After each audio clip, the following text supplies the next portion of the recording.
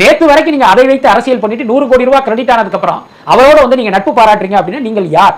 நீங்க எப்பேற்பட்ட அரசியல் வியாபாரிங்கிறத மக்கள் பாத்துக்கிட்டு இருக்காங்க. நாளைக்கு பாத்தீங்கன்னா அம்பாசமுத்திரம் தொகுதியில வந்து நீங்க பொது வேட்பாளராக நிக்க போறீங்க. நடக்கவிருக்கக்கூடிய இடைத்தேர்தலில் நாம் தமிழர் கட்சியினுடைய தலைமை ஒருங்கிணைப்பாளர் சீமான் அவர்கள் அம்பாசமுத்திரம் தொகுதியில் பொது வேட்பாளராக களமிறங்க போறார் என்கிற செய்தியை நிறைய நியூஸ் சேனல்ஸ் வெளியிட்டாங்க. அதற்கு பதிலடி கொடுக்குறேன் அப்படிங்கிற பேரில் இந்த வலைப்பேச்சு பிஸ்மி என்கிற நபர் சீமான் அவர்களுக்கு எதிராக அவதூறுகளை அள்ளி வீசியிருக்காரு.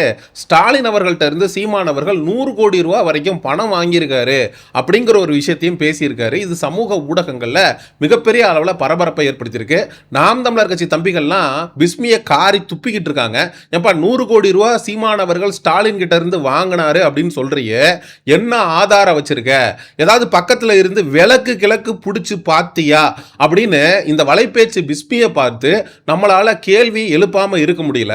அது மட்டும் இல்லாம விஜய் அவர்களுடைய அந்த ஒரு வளர்ச்சியை தடுக்கிறதுக்காக சீமான் அவர்களும் ஸ்டாலின் அவர்களும் திட்டம் போட்டு வேலை செய்யறாங்க. சீமான் அவர்களுக்கும் ஸ்டாலின் அவர்களுக்கும் 40 வருட நட்பு, அதனால வந்து அவங்க ஒரு கல்யாண நிகழ்வுல ஒரே சோஃபால உட்கார்ந்து மாறி மாறி பேசிக்கிட்டாங்க அப்படிங்கறத நான் நம்ப மாட்டேன். இல்ல அதுதான் சீமானுடைய அந்த என்ன சொல்றது, அந்த முகமூடி கலன்று விழுந்து கொண்டிருக்கிறது அப்படிங்கிறதா ஒற்றை வரியில சொல்லணும். இப்படி ஸ்டாலினும் சீமானும் வந்து அந்த வாகௌதமும் இல்ல திருமண விழாவில் வந்து பேசிட்டு இருக்கிறது வந்து ஒரு 40 ஆண்டு கால நட்புலாம் நம்ம தப்பா நினைச்சிக்க முடியாது. அவங்க 2 பேரும் யாரை பத்தி பேசினாங்க அப்படின்னா விஜயை பத்தி தான் பேசினாங்க. சீமான் எப்படியாவது வந்து நீ அம்பாசமுத்திரம் தொகுதியில பொது வேட்பாளரா நில்லு, நாங்கெல்லாம் சப்போர்ட் பண்றோம், நீ ஜெயிச்சு சட்டசபைக்குள்ள போய் விஜய் எதிர்த்து கேள்வி கேட்டு ஒட்டுமொத்தமா விஜயோட அரசியல் கரியரே க்ளோஸ் பண்ணிரு, என்ன நான் சொல்றது அப்படின்னு ஸ்டாலின் அவர்கள் சீமான் அவர்கள்ட்ட சொன்ன மாதிரி பிஸ்மி அவர்கள் அதை பின்னாடி உட்காந்து காது போட்டு கேட்ட மாதிரியே அப்படியே வந்து தத்ரூபமா வந்து எப்படியெல்லாம் ஒரு பொய்யை அவதூற கட்டமைக்க முடியுமோ உட்காந்து கட்டமைச்சுக்கிட்டு இருக்கான் இந்த பிஸ்மி அப்படிங்கிறவன். இதற்கு நாம் தமிழர் கட்சி தம்பிகள் சமூக ஊடகங்கள்ல எதிர்வினை ஆற்ற தொடங்கிட்டாங்க. ஏன்னா பிஸ்மி வைக்கக்கூடிய குற்றச்சாட்டு அப்படிங்கிறது ஒரு ஆதாரம் இல்லாத குற்றச்சாட்டு. 100 கோடி ரூபாய் ஸ்டாலின்ட்ட வாங்கிட்டாரு சீமான் அப்படின்னு போற போக்கில் ஒரு அவதூற ஒரு பொய்யை கட்டவிழ்த்துட்டு போறான். நாம் தமிழர் கட்சியில வழக்கறிஞர் பாசறை அப்படின்னு ஒன்று இருக்கா இல்லையா அப்படிங்கிறதே நமக்கு தெரியல. இந்த மாதிரி அவதூறு பரப்புறவனுக்கு எதிராக ஏன் வழக்கு கொடுக்க மாட்டேங்கிறாங்க அப்படிங்கிறது நமக்கு புரியல. இதே பிஸ்மி அவருடைய எக்ஸ்தல பக்கத்துல சீமான் அவர்கள் அறிவாலய இதே பிஸ்மி அவருடைய எக்ஸ்தல பக்கத்துல சீமான் அவர்கள் அறிவாலய வாசல்ல வாட்ச்மேன் போன்று நிற்கக்கூடிய ஒரு ஏஐ படத்தை பகிர்ந்திருக்காரு. அதுக்கு கமெண்ட் செக்ஷனை ஆஃப் பண்ணி வச்சிருக்காரு. நீ தான் ரொம்ப தைரியமான ஆளாச்சே, நீ வந்து கமெண்ட் செக்ஷனை ஆன் பண்ணி வையே, ஊர்ல இருக்கிறவன்லாம் உன்னை எப்படி காரி துப்புவான் அப்படிங்கிறது உனக்கே தெரியும் பிஸ்மி, அதனால உனக்கு நல்லா தெரிஞ்சிருக்கு ஊர்ல இருக்கிறவன்லாம் காரி துப்புவான். கமெண்ட்ஸை ஆஃப் பண்ணிட்டு சீமானோட போட்டோவை மார்க் பண்ணி அண்ணா அறிவாலயத்துக்கு வெளியில சீமான் வாட்ச்மேன் மாதிரி நிக்கிற மாதிரி, அதுக்கப்புறம் வந்து பாரதிய ஜனதா கட்சியுடைய தலைமை ஆபீஸுக்கு வெளியில சீமான் அவர்கள் வந்து ட்ரவுசர் போட்டுட்டு தொப்பி வச்சுட்டு நிக்கிற மாதிரி இப்படிலாம் எடிட் பண்ணி போட்டோவை போட்டு இந்த பிஸ்மின்றவன் புலகாயுதம் அடைஞ்சுக்கிறான். சரிப்பா, சீமானை எடிட் பண்றதெல்லாம் ஒரு பக்கம் இருக்கட்டும், விஜய் அவர்கள் வந்து காங்கிரஸோட கைகோர்த்து கூட்டணி வச்சுக்கிட்டு உறவாடிக்கிட்டு இருக்கிறார்ல, இதே போல காங்கிரஸோட தலைமை அலுவலகத்துக்கு வெளியில விஜய் அவர்கள் நிக்கிற மாதிரி ஒரு போட்டோவை உன்னால போட முடியுமா? ஏன் போட முடியாது அப்படின்னா ஆளுங்கட்சியா இருக்கிறாங்க, அவங்க கூட்டிட்டு போய் உன்னை லாடம் கட்டிடுவாங்க. இந்த முக்தாரு அதுக்கப்புறம் வந்து இந்த திருச்சி சூர்யா எப்படி குண்டர் சட்டத்தில் உள்ள கழிதுன்னுட்டு இருக்காங்களோ அதே போல நம்மளும் கழிதுன்றுவோம் அப்படின்னு உனக்கு தெரியும். அதனால சீமான் அவர்கள் ஒரு ஈஸி டார்கெட் அப்படிங்கிறதுனால போற போக்கில் அவர் என்ன வேணா பண்ணிட்டு போலாம் அப்படின்னு நினைச்சுக்கிட்டு இந்த பிஸ்மிங்கிறவன் ஆடு புழுக்க போட்ட மாதிரி பேசி வச்சிருக்கிறான். இதுல சீமான் அவர்கள் ஸ்டாலின் அவர்களுடைய அப்பா கருணாநிதி அவர்களை எவ்வளோ கேவலமா விமர்சிச்சிருக்காரு, எத்தனை இடத்துல வந்து சண்டாளன் அப்படிங்கிற வார்த்தையை வந்து பயன்படுத்தி கேவலமா பேசியிருக்காரு. அப்படிப்பட்ட சீமான் கிட்ட ஸ்டாலின் போன்ற நபர்கள் எல்லாம் பேசலாமா அப்படின்னு சொல்லிட்டு இவருக்கு கோபம் வருது. எல்லாத்துக்கும் மேல உங்களுடைய தந்தையை சண்டாளன் என்று ஓத்த குரலில் சொன்ன ஒருவரோடு உங்களால எப்படி சிரிச்சு பேச முடியும்? அப்படி ஒருத்தர் பேசுறாரு அப்படின்னா அவர் தந்தையே ஒரு மதிக்காத மகனா தான் நம்ம பார்க்க முடியும். ஸ்டாலினை மு கருணாநிதி அவர்களை இந்த சீமான் எத்தனை மேடைகளில் எத்தனை பிரஸ் மீட்ல சண்டாளன் கருணாநிதிங்கிற வார்த்தையை பயன்படுத்தி விமர்சனம் பண்ணியிருப்பார். ஸ்டாலின் பேசுனதுக்கு உனக்கு எதுக்கு கோவம் வருது? கோவமா இல்ல பயமா? ஒருவேளை சீமானவர்கள் திமுக அதிமுகவுடைய பொது வேட்பாளராக அம்பாசமுத்திரம் தொகுதியில் நின்னாரு அப்படின்னா தமிழக வெற்றி கழகம் மண்ணை கவும் அப்படிங்கிறது தான் 100% மறுக்க முடியாத உண்மை. இந்த பயம் அப்படிங்கிறது தாவேகா கும்பலுக்கு வந்துருச்சு, ரூட்டு மாஃபியா கும்பலுக்கு வந்துருச்சு. அதனால இந்த பிஸ்மி போன்ற நபர்களுக்கு நல்ல அமௌண்ட்டை கொடுத்து அவதூற பரப்ப விட்டு வேடிக்கை பார்த்துட்டு இருக்காங்க.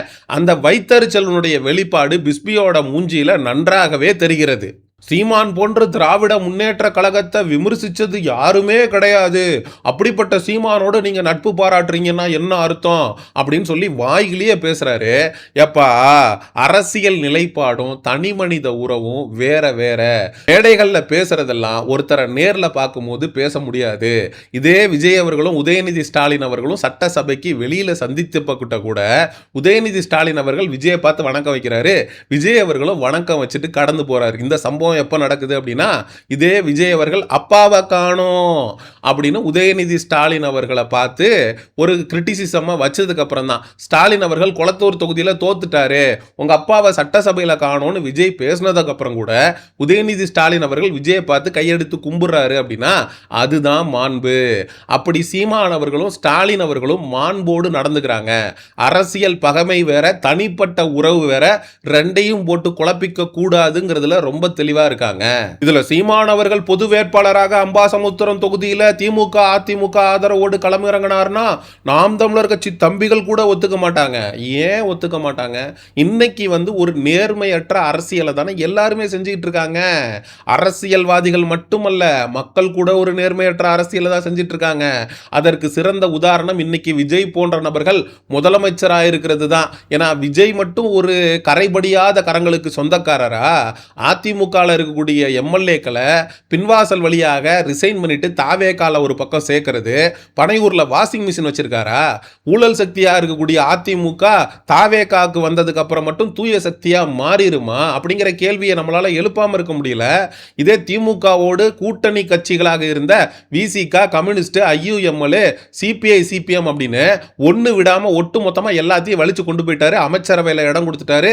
அடுத்து நடக்கவிருக்கக்கூடிய இடைத்தேர்தலில் மதிமுக போன்ற கட்சிகள்லாம் விஜய்க்கு தான் ஆதரவு கொடுக்க போகுது. அப்போ விஜய் அவர்கள் மட்டும் கூட்டணி பலத்தோடு அசுர பலத்தோடு வருகிற இடைத்தேர்தலை எதிர்கொள்வாரு.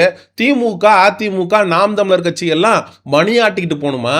மக்கள் எப்ப நேர்மையற்ற ஒரு அரசியலை செய்ய ஆரம்பிச்சிட்டானோ, சீமான் போன்றவர்கள் மட்டும் எதுக்கு நேர்மையோடு இருக்கணும்? அது மட்டும் இல்லாம இது உண்மை செய்தி. சீமான் அவர்கள் உறுதியாக அம்பாசமுத்திரம் தொகுதியில திமுக அதிமுக ஆதரவோடு போட்டியிட போறாருன்னு உனக்கு தெரியுமா? புதிய தலைமுறை அப்படி ஒரு பேச்சுவார்த்தை போய்கிட்டு இருக்கு அப்படின்னு நியூஸ் வெளியிடுறான். அதை எடுத்து நிறைய பேர் பேசுறாங்க. அப்படி பேசுறது எல்லாமே உண்மையாயிடுமா? சீமான் தரப்புல இருந்து நாம் தமிழர் கட்சி தரப்புல இருந்து அபிஷியலா அதிகாரப்பூர்வமா ஆமா சீமான் அவர்கள் அம்பாசமுத்திரத்துல அவர் இந்த மாதிரி திமுக அதிமுகவோட ஆதரவோடு போட்டியிட போறாரு அப்படின்னு ஏதாவது ஒரு இடத்துல தெரிவிச்சிருக்காங்களா? ஒரு பழமொழி ஒண்ணு இருக்கு, பொண்டாட்டி உடைச்சா பொன்குடம், மாமியார் உடைச்சா மண்குடம் அப்படிங்கிற கதையா விஜய் அவர்கள் என்ன வேணா பண்ணிட்டு போவாரு. எந்த கட்சியில வேணாலும் எம்எல்ஏக்களை ராஜினாமா பண்ணிட்டு தன்னுடைய தமிழக வெற்றி கழகத்தில் சேர்த்துக்குவாரு. திமுகவோட கூட்டணி கட்சிகள் எல்லாம் கூட்டிட்டு ஆட்சி அமைச்சு அமைச்சரவையில் இடம் கொடுப்பாரு. அவர் எப்படிப்பட்ட டர்ட்டி பாலிடிக்ஸை வேணாலும் பண்ணலாம். ஒரு தமிழர் கூட இல்லைங்க, இருக்கிற எல்லா அரசு பதவியிலையும் கொண்டு தெலுங்கர்களையும் கன்னடர்களையும் கொண்டு உட்கார வைக்க வேண்டியது. தமிழர்களுக்கு எதிரான விரோத போக்க தொடர்ந்து விஜய் அவர்கள் செஞ்சுக்கிட்டே இருக்காரு. அவருடைய அரசியல் நிலைப்பாட்டை பத்தி இவங்க கேள்வியே கேட்க மாட்டாங்க. ஆனா சீமானவர்கள் மட்டும் கடைசி வரைக்கும் தனித்தே நிக்கணும். அவர் யாரோடையும் கூட்டணி போக கூடாது. ஒருவேளை ஒரு கூட்டணி வச்சுட்டாருன்னா நாம் தமிழர் கட்சி தம்பிகளே அதை ஏத்துக்கொள்ள மாட்டாங்க. யார் ஏத்துக்க மாட்டாங்க? இன்னைக்கு சீமானவர்கள் அப்படி ஒரு முடிவை எடுப்பாரு அப்படின்னா நாம் தமிழர் கட்சி தம்பிகள் அண்ணன் உங்களுக்கு நாங்க துணையா நிக்கிறோம். ஏன்னா மக்களே நேர்மையாளர்களாக இல்ல.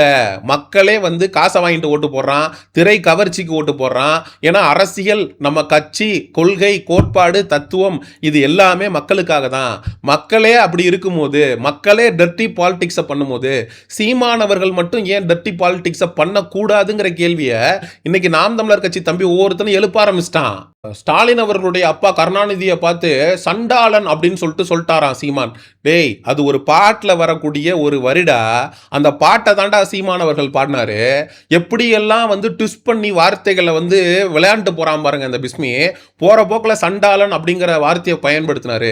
அது ஒரு கள்ளத்தனம் செய்த கிராதகன் கருணாநிதினு ஒரு பாட்டு. அந்த பாட்டுல அந்த வார்த்தை வரும். அந்த பாட்டோடு அவர் பாடினாரு, அவ்வளவுதான். அது சர்ச்சையாச்சு. அதுக்கு திமுக வழக்கும் போட்டுச்சு. அந்த வழக்கையும் சீமானவர்கள் எதிர்கொண்டாரு.